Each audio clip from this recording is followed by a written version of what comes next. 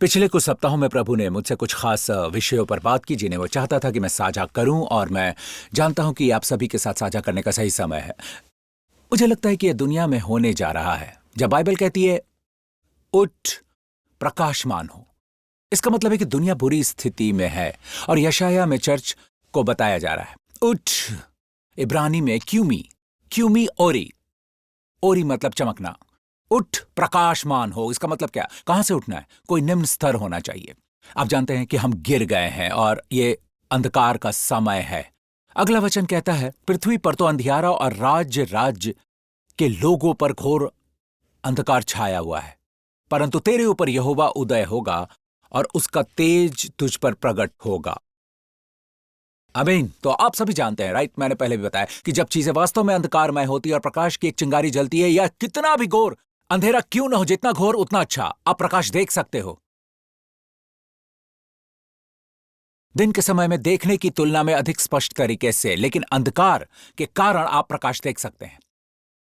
कुछ सप्ताह हो गए प्रभु ने मेरे दिल में यह बात रखी, और फिर इस अंधकार से पीड़ित लोगों के बारे में यशायाह बात करता है। यह अंतिम दिनों में होने वाला है, अंधकार लोगों पर छा जाएगा। यह भौतिक नहीं है, यह भौतिक अंधकार जैसा, यह निराशा है, उदासी है। दुनिया बहुत अंधकार में हो जाएगी। लेकिन आपको पता है, ऐसे लोग जो खुद को निराशाग्रस्त बताते हैं, ये ऐसे हैं जैसे दुनिया अंधकार में हो जाती है। ये ऐसा है जैसे वे एक कमरे में कदम रखते हैं, ये एक उज्जवल कमरा है, लेकिन अचानक कमरा अंधकार में हो जाता है जैसे रात का समय। वे इसे इस तरह से वर्णित करते हैं, वे निराशाग्रस्त है। ठीक है, आप कहते हैं पास्टर प्रिंस, मेरे लिए नहीं है, मैं निराशाग्रस्त हूं। सुने, हम सभी अपने जीवन में कभी न कभी निराशा को कम या ज्यादा मात्रा में अनुभव करते हैं। क्यों? यदि आप विश्वासी हैं तो आप पर हमला होगा। इसलिए आवश्यकता है कि हम परमेश्वर के हथियार और उद्धार का टोप धारण करें। यदि आप इस पर ध्यान नहीं देते तो यह निराशा वैसे बन जाएगी जैसे यशायाह ने कहा, लोगों का घोर अंधकार छाया हुआ है। घोर का अर्थ है भारी, भारी, लगभग इतना कि आप इसे महसूस कर सकते हैं। और यह बुरा है क्योंकि मैं आपको बता सकता हूं कि क्या होने वाला है। मेरा मानना है कि यह प्रभु की ओर से एक प्रकाशन है, और मैं आपको बाइबल से साबित कर सकता हूं कि निराशा, नकारात्मकताएं और निराशावाद और चिंताएं और व्याकुलताएं मिलकर निराशा की स्थिति में बन जाती है। चाहे आप दवा ले रहे हो या नहीं, कोई फर्क नहीं पड़ता। यह जानलेवा है, और जब तक हम ये जान पाए कि यह जानलेवा है, हम इसके बारे में कुछ भी करने की कोशिश नहीं करते। ऑलराइट, दवा परिणामों पर काम करती है। मेरा मतलब है आमतौर पर लक्षणों पर, लेकिन दवा जड़ पर काम नहीं करती। आप अगर दवा ले रहे हैं तो कृपया जारी रखें, ओके? अपने डॉक्टर की बात सुने, लेकिन समझे कि समस्या आध्यात्मिक है, और यह बाइबल में लिखा है। आमीन। जो लोग निराश हैं, यहां तक कि सेवक भी निराश हो जाते हैं। वे खुद को कमरे में बंद कर सकते हैं, और उनके दिमाग में हर तरह की फिल्में चल रही होती है। ये सिर्फ नकारात्मक है, हमेशा नकारात्मक। आमीन। क्या हो रहा है? यह खतरनाक है क्योंकि शैतान ने आपके जीवन में कोई बीमारी या रोग पैदा करने की कोशिश करने से बहुत साल पहले, आप जानते हैं कि वो क्या करता है? वो निराशा, सांसारिक शोक उत्पन्न करता है।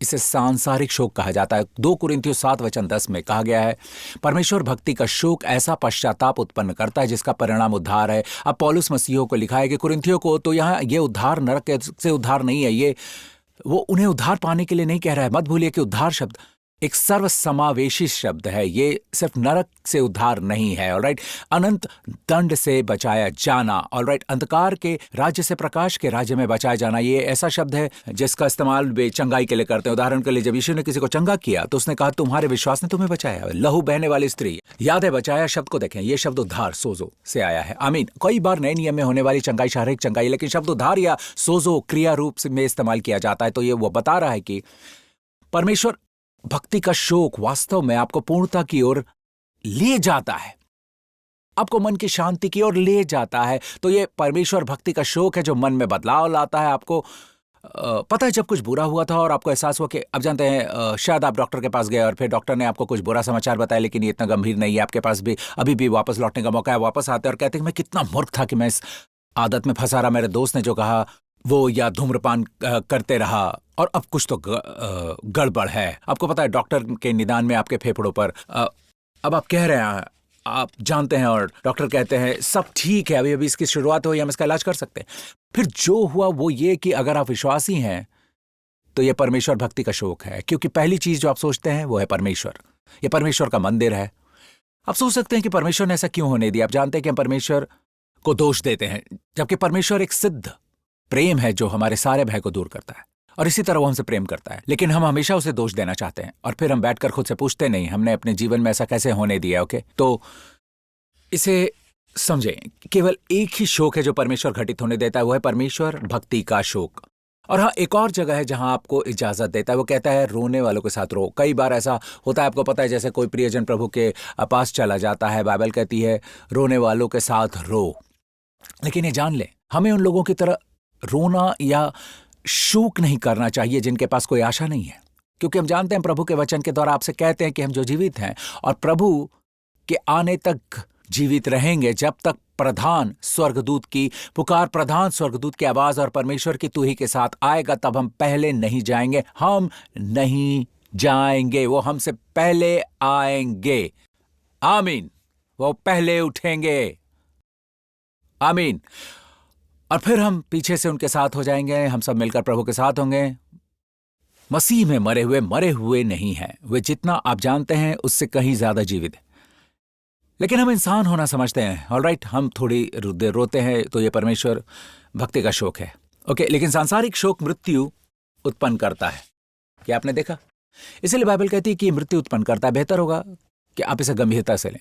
लेकिन फिर यीशु, सुनिए, क्रूस पर यीशु, यशायाह 53:4, निश्चय उसने हमारे रोगों को सह लिया और हमारे ही दुखों को उठा लिया। अब ये दिलचस्प है, किंग जेम्स संस्करण कहता है उसने हमारे दुखों को सह लिया। अब मैं इसे समाप्त कर रहा हूं, ऑलराइट, क्योंकि मैंने अभी शुरू किया है। आप और अधिक चाहते हैं, आपको आते रहना पड़ेगा। आमीन। निश्चय उसने हमारे रोगों को सह लिया और हमारे ही दुखों को उठा लिया। क्या आप ऐसा कह सकते हैं? क्या आप ऐसा कह सकते हैं? किंग जेम्स संस्करण, नया किंग जेम्स, कई अनुवाद वास्तव में रोग और दुख कहते हैं, लेकिन वास्तव में इब्रानी में शब्द रोगों के लिए चोली होना चाहिए। दुखो, माकोव और सुने। चोली का उपयोग दुख के लिए किया जा सकता है, लेकिन अधिकतर लगभग 12 बार चोली का उपयोग रोगों के लिए किया गया है। 5 बार रोगों के लिए, केवल 4 बार दुखों के लिए। तो आपको गहराई पता चलती है, राइट? और फिर माकोव शब्द मतलब दुख है, माकोव मतलब दुख है। और फिर अधिकतर इस शब्द का इस्तेमाल बीमारियों के लिए किया जाता है। क्या शौक है? हाँ, शौक है। लेकिन फिर आपको कैसे पता चलता है कि यीशु ने हमारे रोगों और को, हमारे दर्द को सहा? सबसे पहले मैं आपको यंग ट्रांसलेशन दिखाता हूं। यंग एक इब्रानी विद्वान है। यंग कहते हैं निश्चय उसने हमारे रोगों को सह लिया और हमारे ही दुखों को उठा लिया। तो आप देखते हैं, ये हमारे शोक नहीं है, ये वास्तव में हमारे दर्द और रोग हैं। और अगर ये पर्याप्त नहीं है तो बाइबल नए नियम में बाइबल की व्याख्या करती है। इसके संदर्भ में लिखा है कि यीशु चारों ओर घूमता था। उन्हें संदर्भ दिखाएं, यीशु द्वारा दुष्ट आत्माएं निकालने का संदर्भ वाला वचन 16, वे उसके पास बहुत से लोगों के लाए जिनमें दुष्ट आत्माएं थी, और उसने उन आत्माओं को अपने वचन से निकाल दिया और सब बीमारी को चंगा किया, ताकि जो वचन यशायाह भविष्यवक्ता के द्वारा कहा गया था वो पूरा हो। उसने आप हमारी दुर्बलताओं को ले लिया और हमारी बीमारी को उठा लिया। क्या आप इसे देख सकते हैं? तो ये ग्रीक में है, बहुत स्पष्ट है। संदर्भ, यदि संदर्भ नहीं है तो आपको बताता है शोक नहीं है। इसका मतलब है कि उसने हमारे रोगों को सह लिया, क्योंकि जब वो घूमता हुआ सभी बीमारियों को ठीक करता था, ये वीजा के जरिए भुगतान करने जैसा है। वो अभी मरा नहीं है, लेकिन जब भी कोई चंगा हो जाता है और वे चले जाते हैं, यीशु कहता है पिता से इसे मेरे बिल में जोड़ दें। वो क्रूस पर इसकी कीमत चुकाएगा। आमीन। तो संदर्भ बहुत स्पष्ट है, लेकिन ये मुझे ये बताता है चोली और माकाव के लिए इब्रानी शब्द दुख और शोक भी है, और इसीलिए ये रोग है। क्या ये वही चीज हो सकती है? क्योंकि ये शब्द शास्त्र है, रोग, शोक और दुख की जड़ भी वहां है। ये आपके जीवन में लंबे समय तक नहीं रहना चाहिए, और इसीलिए प्रभु कहता है प्रभु का आनंद हमारा दृढ़ गढ़ है। आमीन। उसे केवल तभी दुखी पुरुष कहा गया है जब उसने हमारे पापों को उठाया और वो उन्हें लेकर चला। वह हमेशा आनंदित रहता है। वास्तव में मैं आपको बताने जा रहा हूं इब्रानियों अध्याय 1।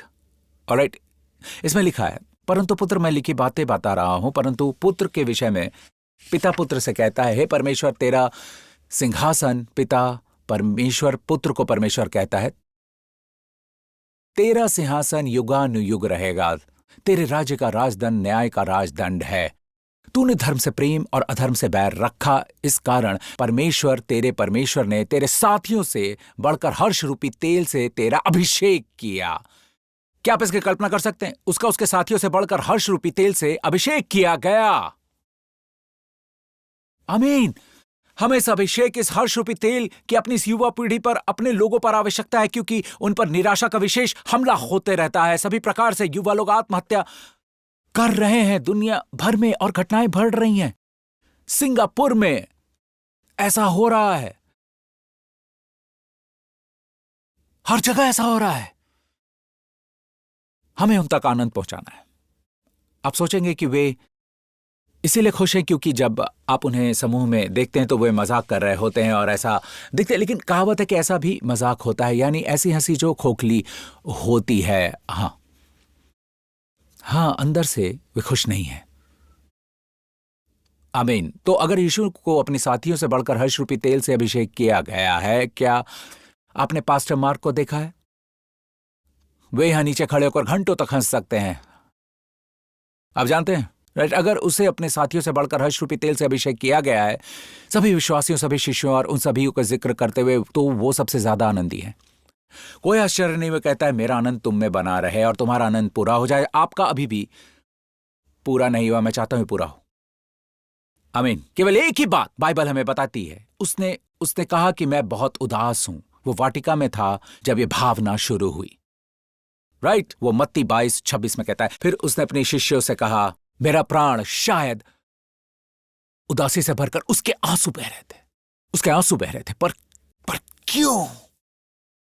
संसार का शोक अब उस पर आ रहा है, वो इसे ढोने जा रहा है, यहां तक कि मेरा प्राण निकला जा रहा है। कल्पना कीजिए कि प्रभु कह रहा है, यहां तक कि मेरा प्राण निकला जा रहा है, कि ये उसका नहीं है। वो कभी भी इस तरह की बातें नहीं करेगा। उसने ऊपरी अटारी में कहा, गतसमनी वाटिका में आने से कुछ घंटे पहले वो ऊपरी अटारी में था। उसने कहा कि मेरा आनंद तुम में बना रहे। कुछ हुआ, वो यीशु अब राजा नहीं रहा। यीशु वो अच्छा चरवाहा, राइट, जो ख्याल रखता है, अब वो यीशु परमेश्वर का मेमना बन गया है, चरवाहा मेमना बन गया है। तो वो हमारे पापों को ढो रहा है। उसने हमारा शाप सहा, हमारे शोक ने उसे पीड़ित किया। उसने उस निराशा को ढोया जो आप रात में महसूस करते हैं, जब आपको लगता है कि कोई नहीं जानता, आप बिल्कुल अकेला महसूस करते हैं, आपको लगता है कि पूरा कमरा अंधेरा हो रहा है। यीशु ने इसे ढोया। उसने आपकी अत्यंत दुखद खुदकुशी करने जैसी भावना को भी मृत्यु तक ढोया। उसने उसे मृत्यु तक ढोया। अब यीशु ने आत्महत्या करने के बारे में नहीं सोचा, नहीं, बिल्कुल भी। उसने उसे मृत्यु तक ढोया।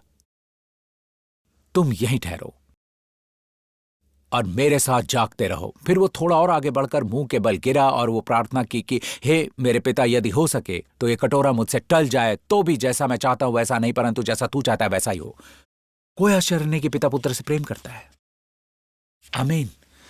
वो ऐसा पुत्र है जिससे पिता बहुत प्रसन्न है। आप कहते पास्टर मुझे समझ नहीं आया, वो यीशु है, वो इन सभी चीजों को सह नहीं सकता। मैं आपको कुछ बताना चाहता हूं कि आप कभी भी उस स्थान पर नहीं गए जहां वो था। क्या आप परमेश्वर के पुत्र की कल्पना कर सकते हैं?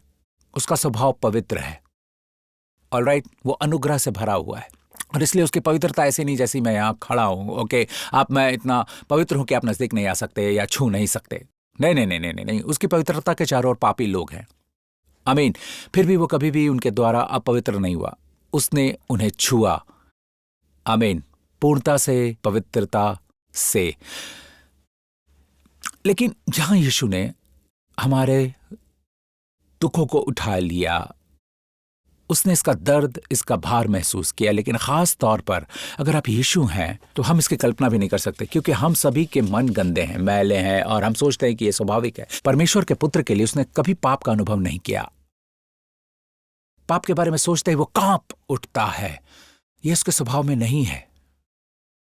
लेकिन ये सोचना कि कुछ ही घंटों में वो क्रूस पर होगा और वो जो पाप नहीं जानता हमारे पापों के साथ पाप बन जाएगा, न कि केवल हमारे पापों को ढोया पर क्रूस पर पाप बन गया। ये विचार उसके शरीर में गूंजने वाले पवित्र आघात की तरह है। उसका पूरा अस्तित्व ऐसा है जैसे वो कटोरा उठाता है, वो कटोरा जो सारे न्याय और दंड और हमारी सारी अशुद्धता का प्रतीक है, उसने उसे एक तरफ धकेल दिया है। मेरे पिता, यदि हो सके तो ये कटोरा मुझसे टल जाए। इब्रानियों की पुस्तक में लिखा है, उसने पुकार कर कहा, क्योंकि आप हमारे प्रभु यीशु का स्वभाव जान पाए। लेकिन उसने आपको देखा, आपको देखा, उसने आपको देखा, आपको देखा, उसने आपको देखा, उसने आपको देखा, उसने मुझे देखा। और वो कहता है, पिता, यदि यह संभव नहीं, यदि कोई दूसरा रास्ता नहीं, तो जैसा मैं चाहता हूं वैसा नहीं, परंतु जैसा तू चाहता है वैसा। और उसने वो कटोरा पी लिया। आमीन, आमीन। यही वो प्रेम है जो उसने हमसे किया। इसीलिए उसने इसे अपने अस्तित्व में सहन किया। क्या आप जानते हैं कि यही कारण है कि पुराने नियम के लोग निराशा और ऐसी बातों से मुक्त हो गए थे? ये आप सभी कहानी जानते हैं, राइट? आपने हाल ही में शिविर में सुना, आप में से जो लोग शिविर में थे, जो आराधना के द्वारा दुष्ट आत्मा से छुटकारे के बारे में था, राइट? लेकिन अगर आप राजा शाऊल पर आने वाले दुष्ट आत्मा के शब्द को देखेंगे, वैसे वे कहते हैं कि वो दुष्ट आत्मा परमेश्वर की ओर से था। ये यहूदी मत की एक व्यक्ति है। ओके, ध्यान से इसे सुने। यहूदी मतानुसार वे कहते हैं कि बुरी बातें भी परमेश्वर की ओर से होती, क्योंकि वह परमेश्वर को सर्वोच्च के रूप में दिखाते हैं, इसे शुरू करने वाले के रूप में नहीं, बल्कि ये मनुष्य के पाप के कारण होता है। ये हमेशा यहूदी मत है जब वे कहते हैं कि यह परमेश्वर से है। यह परमेश्वर से नहीं है। ओके, यह शैतान की ओर से है, लेकिन परमेश्वर ने इसे अनुमति दी है, इसलिए वह परमेश्वर को सर्वोच्च के रूप में देखते हैं। ओके, इसी तरह लोग सेमिटिक लोग बात करते हैं। एक दिन मैं इस पर सिखाऊंगा कैसे, कब बाइबल कहती है कि प्रभु इस महामारी को लाएगा, कैसे यंग ने भी इसे सिखाया। ओके, अब लेकिन इससे पहले देखें ये एक शमूएल, और जब जब परमेश्वर की ओर से वो आत्मा शाऊल पर चढ़ता था, तब दाऊद वीणा लेकर बजाता और शाऊल चैन पाकर अच्छा हो जाता था और वह दुष्ट आत्मा उसमें से हट जाता था। तो यह दाऊद के बजाने पर अभिषेक है। दाऊद एक आराधक था, क्या आप इसे देखते हैं? लेकिन यह शब्द दुष्ट आत्मा इब्रानी में राह है, लेकिन राह एक सर्वव्यापी शब्द है।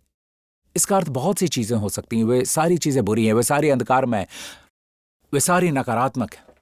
लेकिन यंग, जो एक असाधारण इब्रानी विद्वान है, यंग्स लिटरल ट्रांसलेशन में कहता है, और जब जब परमेश्वर की ओर से वो दुख का आत्मा शाऊल पर चढ़ता था, तब तब दाऊद वीणा लेकर बजाता और शाऊल चैन पाकर अच्छा हो जाता था और वो दुख का आत्मा उसमें से हट जाता था। वो कहता है कि शाऊल में दुख का आत्मा था, वो उदास था, वो निराश था, वो उदास था, वो निराश था। आमीन। और इसीलिए प्रभु का आनंद हमारा दृढ़ गढ़ है। अब इसी के साथ मैं समाप्त करूंगा। सुनिए, मैं इसे समाप्त करूंगा। नए नियम में पतरस कहता है, पास्टर, मैंने आपको पहले भी इस पर उपदेश देते सुना। क्या आपने सुना? मुझे लगा कि कुछ बातें ऐसी हैं जिनको मैंने पहली बार बताया। आपने पवित्र आत्मा से सुना, आपको खुशी हुई है ना? आमीन। लेकिन आप कहते हैं, पास्टर, आप कभी कभी कुछ बातें क्यों दोहराते हैं? आप सुनने वाले हैं कि आपका पास्टर नया नियम प्रचारक है या नहीं, बताइए। ऑलराइट, फिलिपियो 3:1। पौलुस, मेरा मानना है कि अब तक का सबसे महान प्रेरित, वो कहता है, मेरे भाइयों, हे मेरे भाइयों, प्रभु में आनंदित रहो। आप पहले आनंदित थे, अब आप जानते हैं कि ये है। मेरा ग्लास रिफिल कर दो, इसका क्या मतलब है? कि यह कभी भरा हुआ था। आनंदित रहो, इसका क्या मतलब? आप हमेशा आनंदित रहते हैं। आप हमेशा आनंदित रहो, अपने आप को प्रभु के आनंद से भर दो। यदि दुख बीमारी उत्पन्न कर सकता है, तो आनंद चंगाई उत्पन्न कर सकता है। मन का आनंद अच्छी औषधि है। हालेलुया। एक ऐसे व्यक्ति की सच्ची कहानी, जिसे कैंसर हो गया था और उसने खुद को एक होटल के कमरे में बंद कर लिया था, ऑलराइट, लगभग कुछ महीनों तक, और बस थ्री स्टूज देखता रहा, और तब तक उसके लिए ये सब मजेदार था, आप जानते हैं, और एक बस लंबे समय तक ये उस तरह का वीडियो देखता रहा और हंसता और हंसता और हंसता, और वो ठीक हो गया। और ये स्वाभाविक है, आपको पता है। हाँ हाँ, मन आनंदित होने से मुख पर भी प्रसन्नता छा जाती है। मन का आनंद अच्छी औषधि है जिसका कोई दुष्प्रभाव नहीं है। आमीन। लेकिन आप क्या कहते हैं? वही बातें तुमको बार बार लिखने में जो मुझे तो कोई कष्ट नहीं होता, और इसमें तुम्हारी कुशलता है। जोसेफ प्रिंस कहते हैं, मेरे लिए आपको वही बातें बताना कष्ट नहीं है, लेकिन इसमें आपकी कुशलता है। आपको इसे बार बार और बार बार और बार बार बार बार बार बार बार बार सुनने की जरूरत है। आप सभी कहते हैं, पास्टर प्रिंस मुझे उद्धार चाहिए, मैं चाहता हूं मेरे सारे पाप क्षमा हो जाएं, मैं अपने जीवन भर यीशु का अनुसरण करना चाहता हूं, मैं चाहता हूं यीशु मसीह मेरा उद्धारकर्ता, मेरा प्रभु, मेरा परमेश्वर हो। यदि आप वो व्यक्ति हैं तो अभी आप मेरे साथ वो प्रार्थना करें। कहें, हे स्वर्गीय पिता, आपका धन्यवाद कि मसीह के लहू के द्वारा मेरे सारे पाप क्षमा हो गए हैं। मैं अब घोषणा करता हूं कि यीशु मसीह मेरा प्रभु, मेरा परमेश्वर, मेरा उद्धार करता है। मैं आपको धन्यवाद देता हूं कि आपने उसे मृतकों में से जिलाया, और अब वो आपके दाहिने हाथ मेरे अच्छे चरवाहा के रूप में मुझ पर नजर रखे हुए है। धन्यवाद हो पिता, मैं बहुत धन्य हूं, अत्यधिक अनुग्रहित और अति प्रिय हूं, सदा यीशु के नाम में प्रिय। सभी लोगों ने कहा आमीन। खड़े हो जाएं, अपने हाथ इस तरह उठाएं, अपने चेहरे पर मुस्कान लाएं, बड़ी मुस्कान, बड़ी मुस्कान। मैं अपनी पूरी कोशिश कर रहा हूं पास्टर। बड़ी मुस्कान। प्रभु में आनंदित रहे, वो बहुत सुंदर है। आमीन, उसमें आनंदित रहो। आमीन। आने वाले सप्ताह में पिता, हम यीशु के नाम से प्रार्थना करते हैं, हमें ऐसे लोग बनाए प्रभु जो इजराइल के लोगों की तरह नहीं है, जंगल में बुड़बुड़ाने वाले प्रभु। हम प्रार्थना करते हैं पिता कि आप हमारी नजरें आशीषों पर लगाए रखेंगे, और हमारे जीवन में आपने जो अच्छाई की है उस पर प्रभु आपने हमारे लिए बहुत कुछ किया है। कृपया हमें धन्यवाद कहने की अधिकतम क्षमता दे, खास तौर पर दिन के अंत में। हे प्रभु, उन क्षणों पर ध्यान देने जब आप हमें एक स्पष्ट खतरे से बचाते हैं जिसका हमें अभी तक एहसास भी नहीं हुआ। ऐसे क्षण जब कैंसर हमारे जीवन के दरवाजे पर दस्तक दे रहा था और फिर आपने कहा कि नहीं, यहाँ कोई प्रवेश नहीं है, और वो चला गया और हमें इसके बारे में पता भी नहीं चला। हम केवल उसी के लिए आपको धन्यवाद देते हैं जो हम जानते हैं प्रभु, और वो भी सीमित है, हम सब बार बार भूल जाते हैं, लेकिन अब हम आपको धन्यवाद देते हैं पिता। और हम प्रार्थना करते हैं कि आप आने वाले सप्ताह प्रभु हमारे जीवन एक आनंद, धन्यवाद से भरा दिल दें। और यीशु के नाम से मैं अभी अधिकार जताता हूं हर उस व्यक्ति पर जो मेरी वाणी की आवाज के तहत निराशा के आत्मा से ग्रस्त है, और प्रभु यीशु के नाम से मुक्त हो जाएं, प्रभु यीशु मसीह के नाम से। आमीन, आमीन। धन्यवाद पिता, आपने कर दिखाया, और जिसे पुत्र ने छुड़ाया वो वास्तव में मुक्त है, यीशु के नाम से। आमीन। प्रभु आप सभी को आशीषित करें। हम आपसे फिर मिलेंगे। Love you all. अपने चेहरे पर मुस्कान लाए, ओके? और किसी ऐसे व्यक्ति को मुस्कान दें जो बाहर निराश है। प्रभु आपको आशीषित करें।